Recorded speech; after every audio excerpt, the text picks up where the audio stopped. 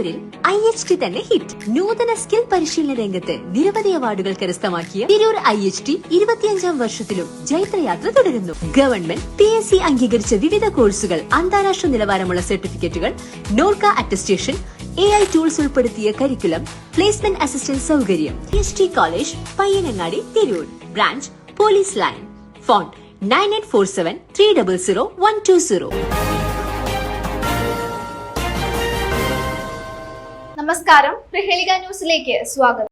ആശ്രയം അഭയ കേന്ദ്രത്തിനു വിദ്യാർത്ഥികളുടെ സഹായം.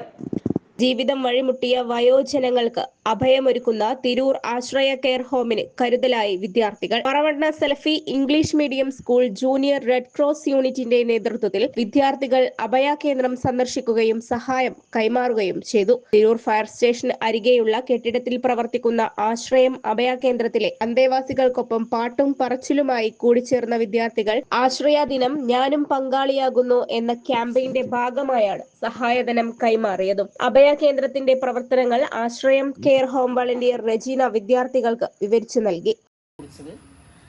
14 വർഷം കാരുണ്യ പെയിൻ ആൻഡ് പാലിയേറ്റീവിന്ന് ആലത്തിയൂർ കുട്ടിച്ചാത്തമ്പടി ഒരു അച്ഛനെ നോക്കാൻ പോവുകയും അച്ഛനും അമ്മയും ഒറ്റയ്ക്കാണ്, അവർക്ക് മക്കളില്ല.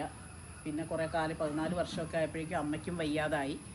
അപ്പോൾ അവരെ പിന്നെ എന്ത് ചെയ്യുന്നുള്ളൊരു കൂടിയാലോചനയിലാണ് ഞങ്ങളിങ്ങനൊരു സ്ഥാപനം തുറക്കാൻ തീരുമാനിക്കുകയും ഒരു വീട് പെട്ടെന്ന് ഒരു വീട് വാടകയ്ക്കെടുത്ത് അവർ രണ്ടാളെയും ഈ 2022 ഫെബ്രുവരി 5-ാം തീയതി ഈ ബിൽഡിംഗ് ഇങ്ങോട്ട് കൊണ്ടിരുന്നു.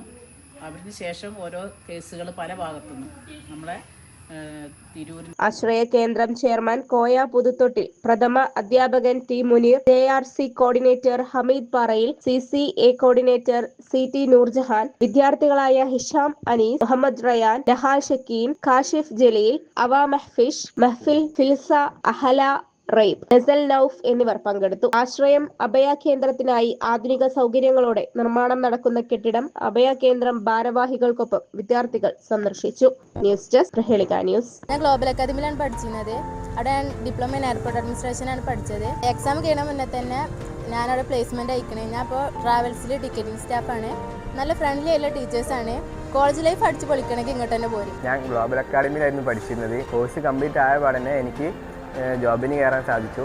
അതിന് എന്നെ സഹായിച്ചത് ഗ്ലോബൽ അക്കാദമിയുടെ MD ആയ ഷെഫീഖ് സാർ ആയിരുന്നു. വളരെ ഫ്രണ്ട്ലി ആയ ഒരു ക്യാമ്പസ് ആയിരുന്നു.